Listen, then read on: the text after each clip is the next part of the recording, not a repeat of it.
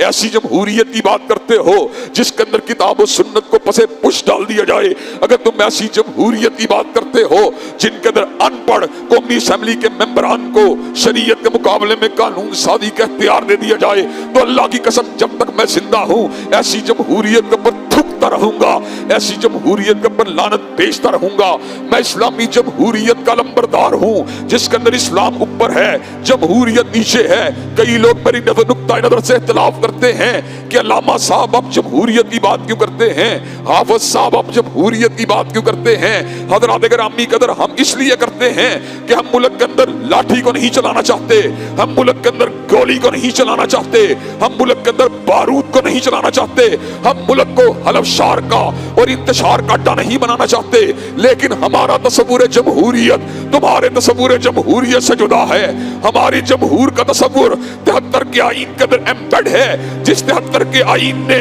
मिर्जाइयत को काफिर करार दिया, जिस 73 के आईन ने इजमाई उम्मत का एहतराम किया, जिस 73 के आईन ने किताब और सुन्नत की अमलदारी को यकीनी बनाने की हिमायत की। इंशाअल्लाह 73 का आईन इस मुल्क के अंदर बाकी रहेगा, चाहे कोई इसके अंदर कितनी ही कोशिश करता रहे, कॉन्स्पिरेसी के जरिए टेम्परिंग करने की कोशिश करता रहे, नए नए कवानीन को वदा करने की बात करता रहे। इंशाअल्लाह अभी वो उलमा जिंदा हैं, अभी वो